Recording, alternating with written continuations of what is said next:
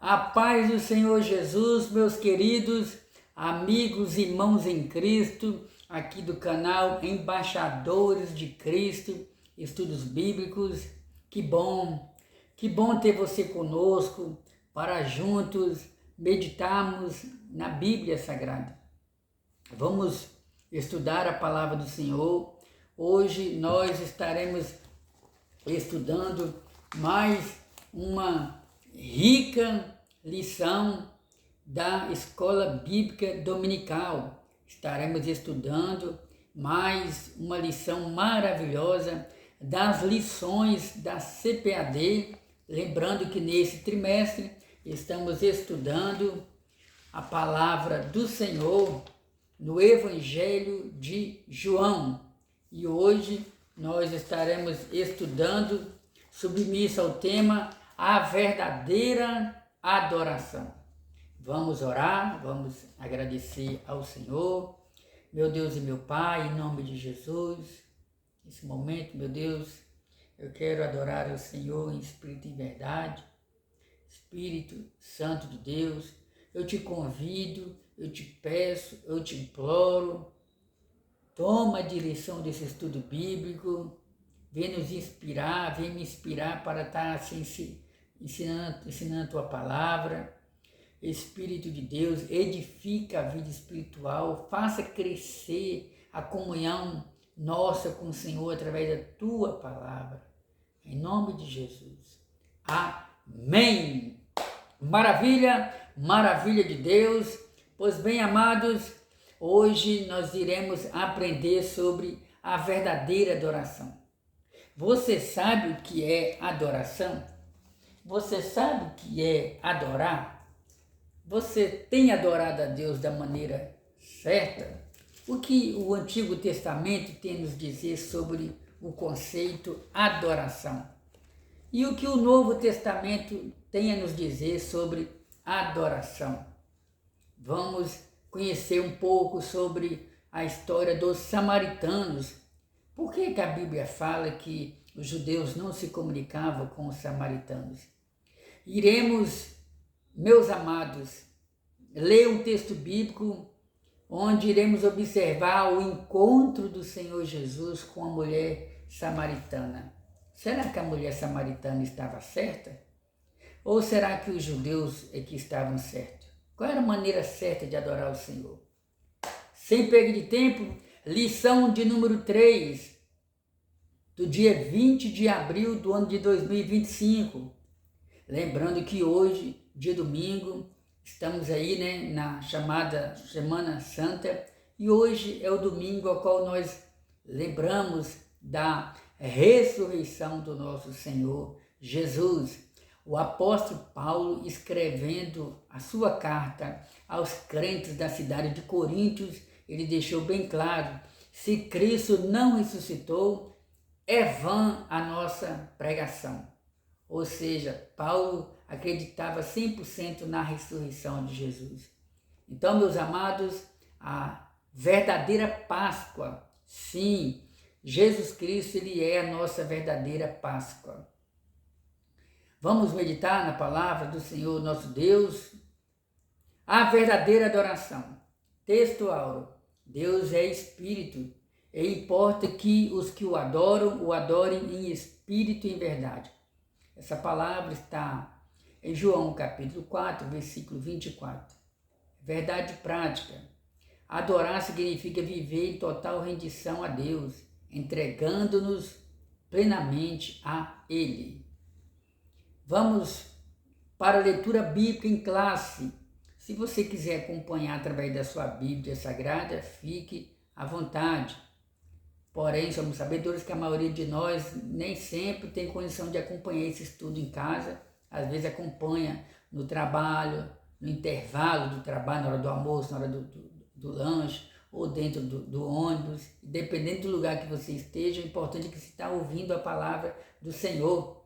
Tem até uma palavra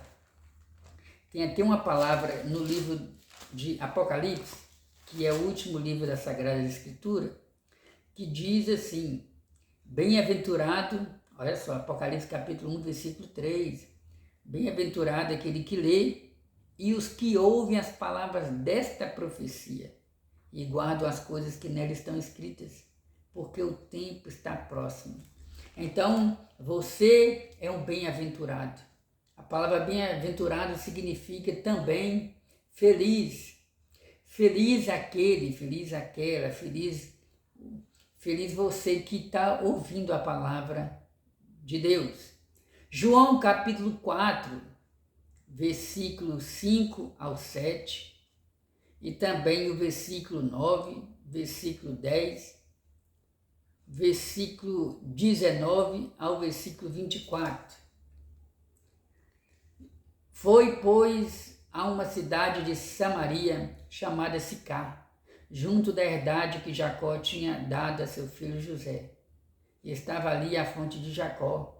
Jesus, pois, cansado do caminho, assentou-se assim junto da fonte. Era isso quase a hora sexta. Veio uma mulher de Samaria tirar água. Disse-lhe Jesus: dá-me de beber. Disse-lhe, pois, a mulher samaritana: como, sendo tu judeu, me pedes de beber a mim, que sou mulher samaritana? Porque os judeus não se comunicam com os samaritanos. Jesus respondeu e disse-lhe: se tu conheceres o dom de Deus, e que é o que te diz, dá-me de beber, tu lhe pedirias e ele te daria água viva. Disse-lhe a mulher: Senhor, vejo que és profeta. Nossos pais adoraram neste monte, e vós dizeis que é em Jerusalém o lugar onde se deve adorar. Disse-lhe Jesus: mulher, crê-me que a hora vem em que nem neste monte, nem em Jerusalém adorareis o Pai.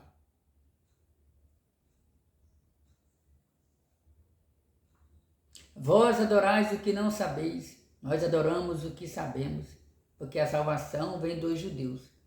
Mas a hora vem, e agora é, em que os verdadeiros adoradores adorarão o Pai em espírito e em verdade, porque o Pai procura tais que assim o adorem.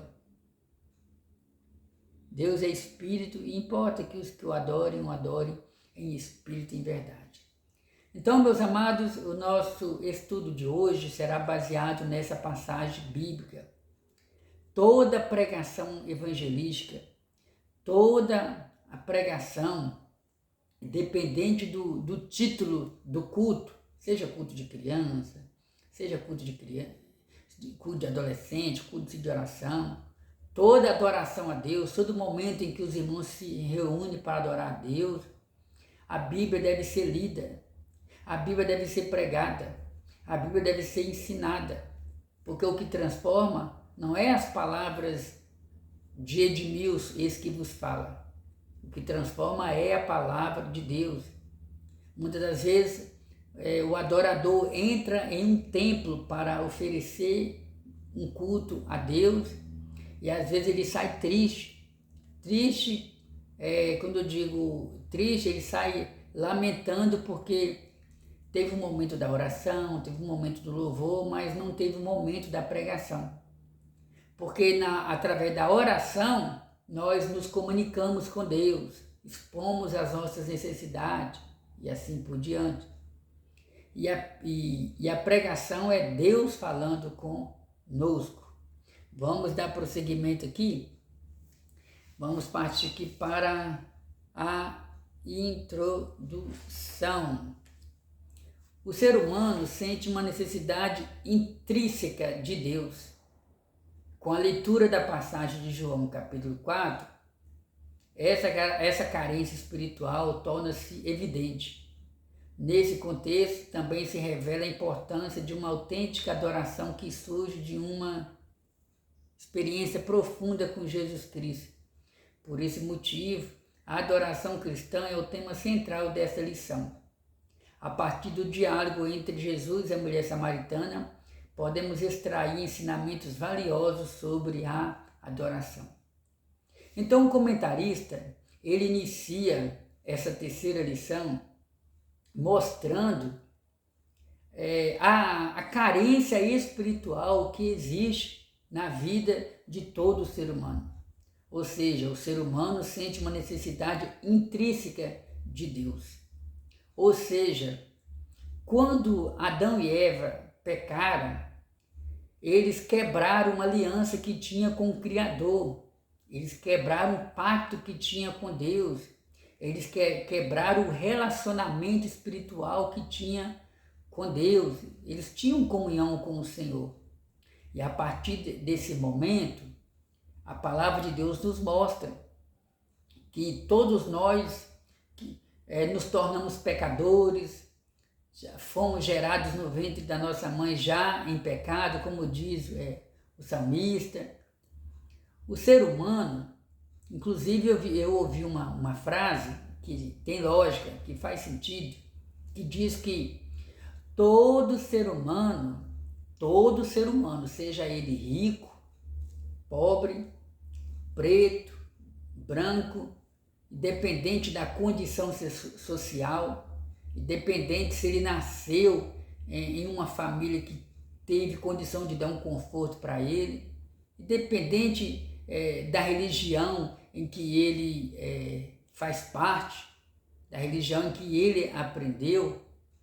O certo é que todo ser humano, seja ele do passado egípcio, fenício, cananeu, grego, romano, babilônico e assim por diante, até as nações extra-bíblicas, nações que a Bíblia não cita nome, independente da sua nacionalidade, da sua raça, da sua cor. Todo ser humano já nasce com essa carência dentro da sua alma. Todo ser humano já nasce com esse vazio no seu espírito.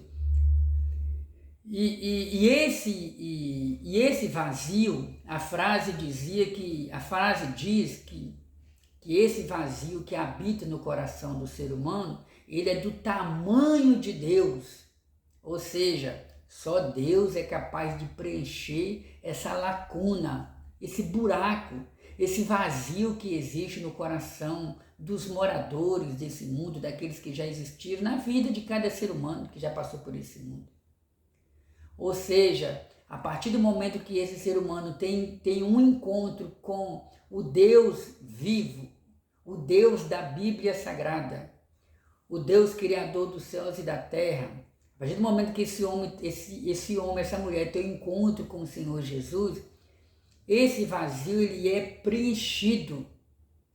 Inclusive eu abro parênteses para dizer que esse vazio não é preenchido com riqueza, fama. Quantas pessoas que você conhece pessoalmente e quantas pessoas que nós conhecemos através da mídia, cantores famosos, atores, atrizes, pessoas de nome, pessoas ricas, mas infelizmente muitas delas são pessoas que têm um vazio na alma e que precisa ser preenchido por Jesus.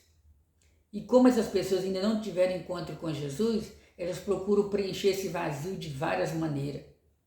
Comprando às vezes o melhor carro do ano, comprando às vezes a melhor roupa do ano, viajando para os melhores lugares do mundo, desfrutando de uma vida que o dinheiro pode proporcionar, mas isso não é capaz de preencher o vazio na alma da pessoa. E às vezes a pessoa acha que esse vazio vai ser preenchido a partir do momento que ele encontrar a mulher dos seus sonhos ou ela encontrar o homem dos seus sonhos. Às vezes o casal pensa, ou às vezes a pessoa pensa que esse vazio que ele sente na alma é a necessidade de ter um filho. Aí vem um filho, vem 2 filhos, vem 3 filhos e continua aquele vazio na alma. É um vazio que as religiões não podem preencher. É um vazio que os passeios não podem preencher.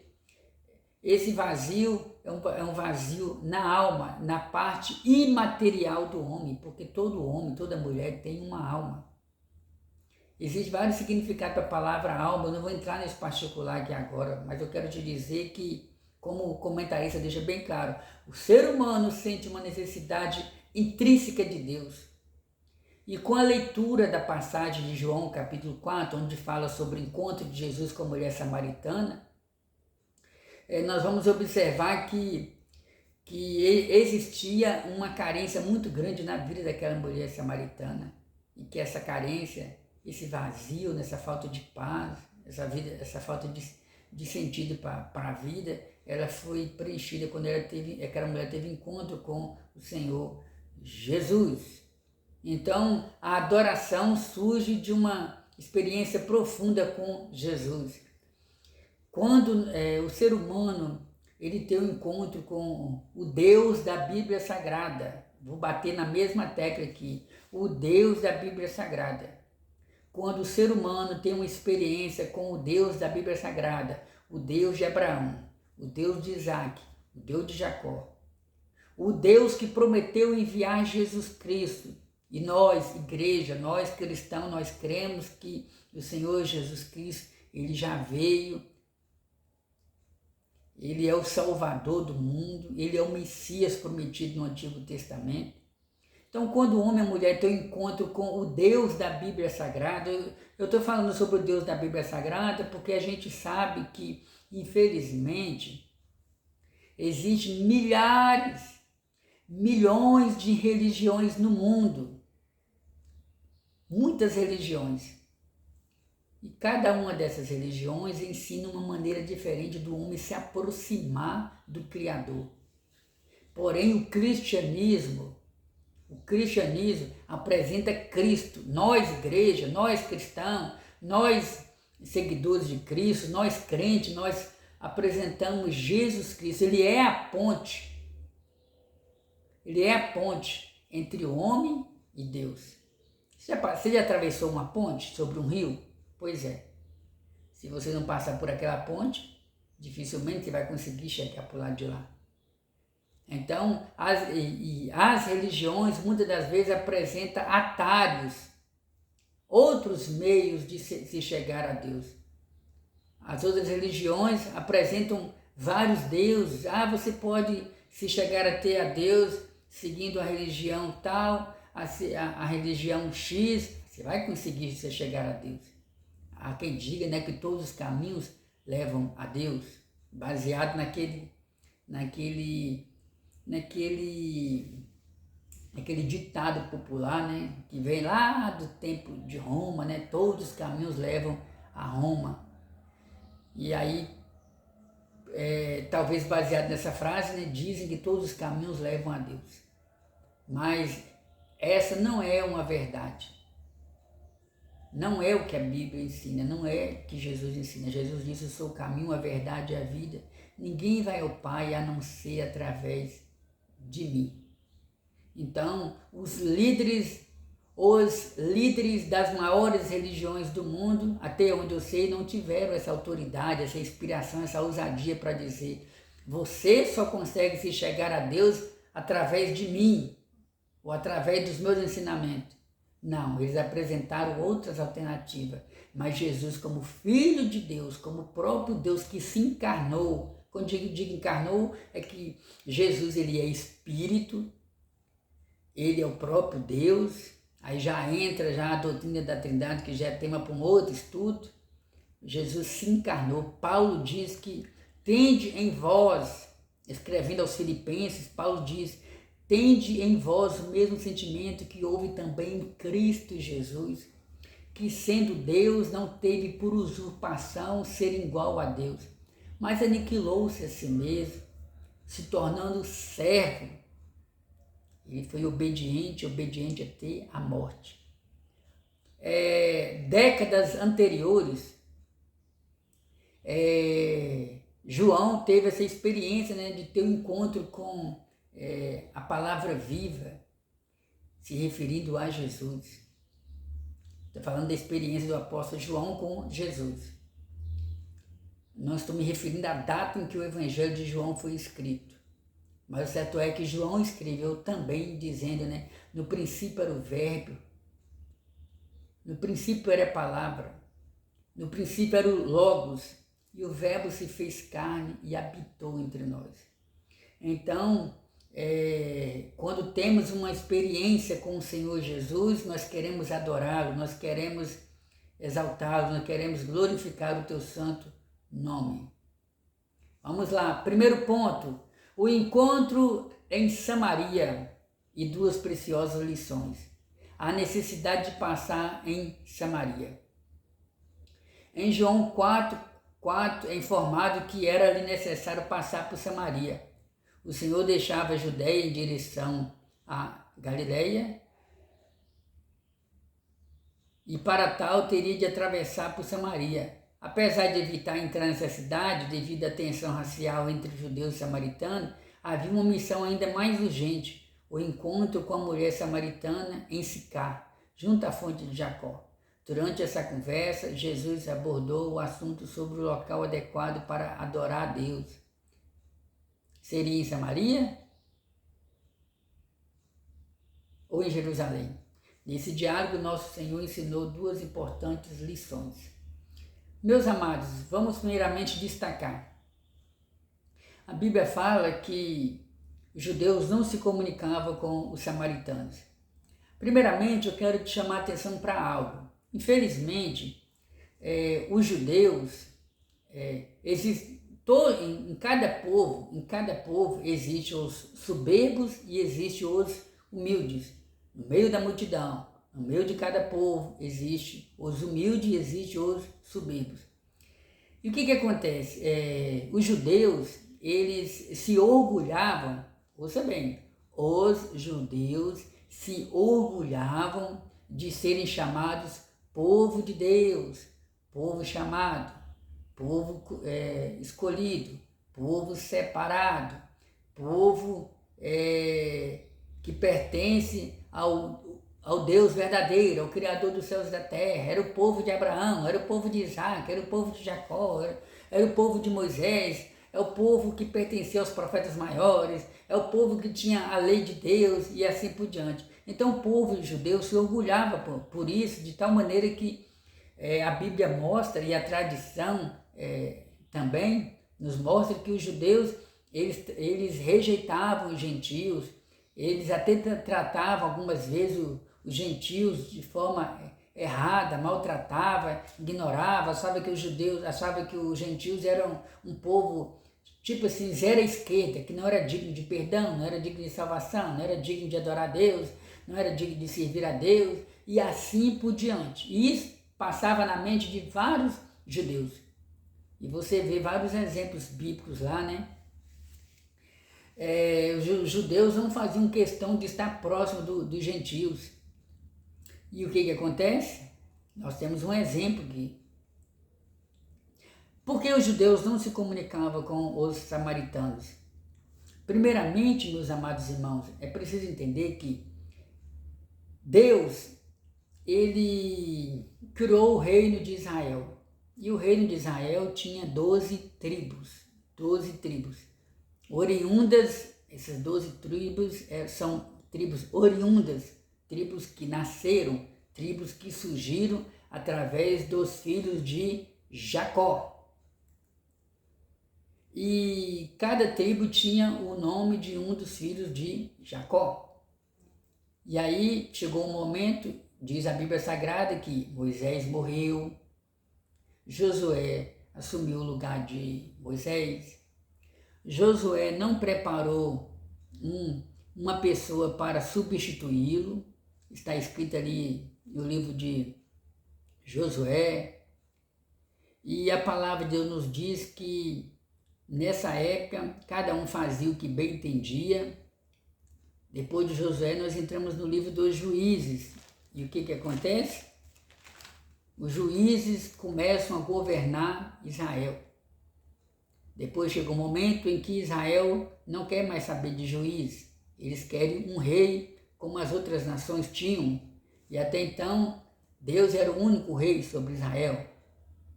E diz a Bíblia Sagrada que Deus levanta o primeiro rei em Israel. O nome dele era Saul.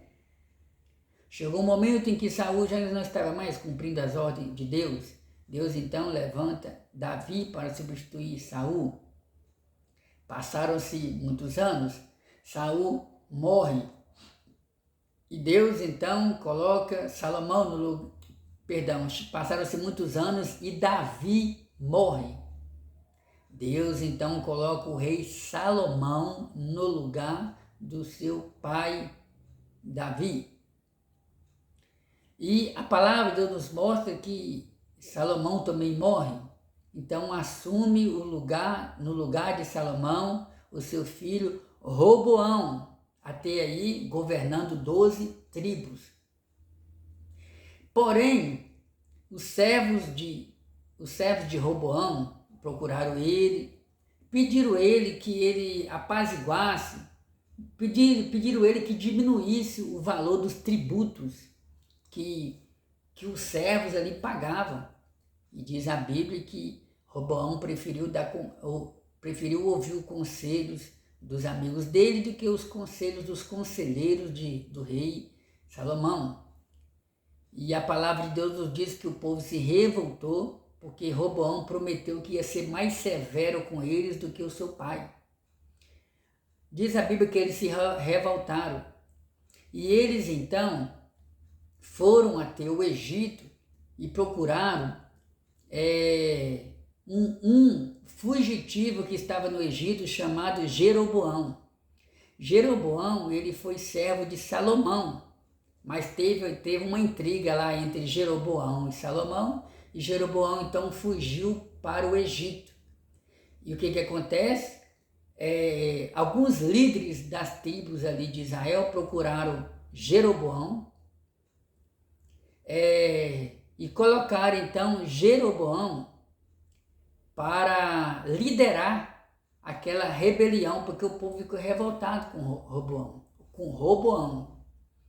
E diz a Bíblia que naquele momento surgiu então uma divisão entre as 12 tribos de Israel.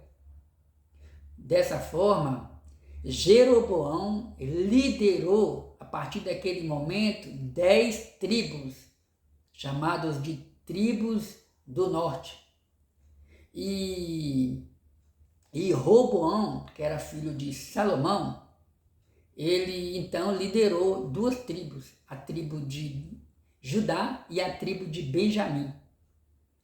E Roboão até ficou revoltado com tudo aquilo, convocou soldados, vamos lá, vamos trazer de volta essas tribos para nós, mas Deus impediu, Deus ordenou que Roboão não fizesse aquilo, porque tudo aquilo estava no controle de Deus, inclusive textos bíblicos nos mostram que Deus havia usado um profeta, por incrível que pareça, para falar para Jeroboão que iria chegar o momento em que ele iria liderar 10 tribos ali em Israel. Agora eu não lembro onde está esse texto bíblico, mas a Bíblia fala sobre isso. E dessa forma surgiu então o conflito entre os samaritanos e os judeus. Ou seja, digamos que aí foi a sombra, o prenúncio, o fundo histórico, a pré-introdução de uma futura inimizade entre os samaritanos e os judeus. E a palavra de Deus nos mostra que Jeroboão, ele colocou Samaria como capital do reino do norte. Lembrando que antes de Samaria se tornar definitivamente a capital do reino do norte, teve mais 2 ou 3 cidades que foram colocadas ali como capital do reino do norte, antes de Samaria ser estabelecida como a capital do reino do norte. E Jeroboão liderou 10 tribos, essas 10 tribos ficou conhecida como o reino do norte, cuja capital era Samaria. E Roboão liderou as 2 tribos, que no caso aí foi a tribo de Judá e a tribo de Benjamim, e a capital ficou em ficou em Jerusalém, porque a gente falou muito sobre o reino do norte, acabei trocando aqui. Então a capital do reino do sul é Jerusalém. Então, amados irmãos, segundo eu observo, todos os reis do Reino do Norte se tornaram reis ímpios. Mas vamos aqui não vamos desviar o assunto não. Passaram-se muitos anos e, segundo os comentaristas bíblicos, quando foi no ano de 722 antes de Cristo, a Síria, não confunda a Síria, não confunda a palavra Síria com a palavra Assíria. Síria, sua capital era Damasco. A Assíria, sua capital, a Síria aí já está falando de um império. E a capital da Síria, se não me falha a memória, era Nínive.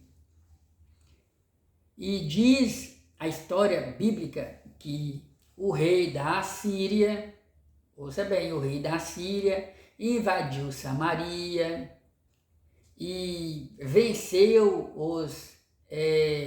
os judeus do Reino do Norte.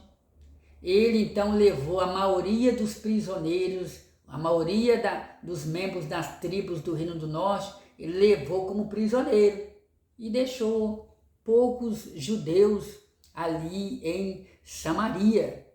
E esse rei da Síria aproveitou e pegou prisioneiros de guerra que não conheciam a lei de Deus, que não conheciam o Pentateuco, que não adoravam o mesmo Deus.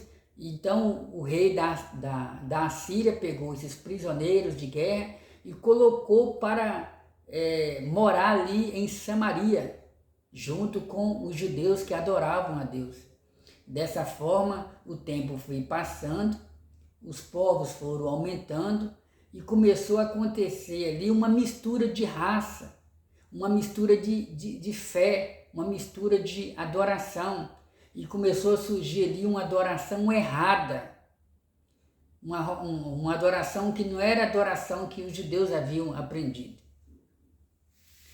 E a palavra de Deus nos mostra que os judeus do Reino do Sul passaram por uma experiência amargosa também, né? Aproximadamente 120 anos depois do cativeiro do Reino do Norte, aconteceu também o cativeiro do Reino do Sul, onde Nabucodonosor, aproximadamente no ano 605 antes de Cristo, né, ele invadiu ali Jerusalém e levou em 3 datas diferentes, em 3 levas diferentes, levou a maioria dos judeus para a Babilônia. Mas o certo é, irmãos, que antes desse acontecimento, os judeus do Reino do Sul não estavam nada satisfeitos com o que estava acontecendo lá em Samaria. Dessa forma, os judeus do Reino do Norte, poucos que ficaram, se tornaram conhecidos como os samaritanos, que foi uma mistura entre os judeus e outros povos que eram escravos, que passaram a morar ali e começaram a ter uma adoração diferente. Tem outros motivos também. Então, o que acontece? Os judeus do Reino do Sul se tornaram inimigos, entre aspas, né? Quando eu digo entre aspas, não era inimigo de ficarem uns matando outros, eram inimigos mais no sentido da religião. Então os judeus do Reino do Sul evitavam amizade com os judeus do Reino do Norte, evitavam estarem próximo do outro, sentarem próximo do outro. Eles não tinham mais amizades entre si. Olha que coisa triste, irmãos. E acontece também nos dias de hoje, né? Pois não? Eu já estou finalizando, tá bom? Já estou finalizando, tá joia? Então, meus amados irmãos, a gente sabe que hoje, infelizmente, não é de hoje, né? No mundo, quantas guerras intituladas de guerras santas, guerras em nome de Deus, em nome da religião, guerras em nome da fé, guerras em nome do pastor tal, em nome da igreja tal, e Deus não está no meio de nada disso. Pelo contrário, Deus se entristece. Então deu para vocês entenderem aí por que os judeus não se comunicava com os samaritanos. Eu citei o básico do básico, porque é muito assunto, envolve muita informação, mas deu para vocês terem uma base, né? Então, meus amados irmãos,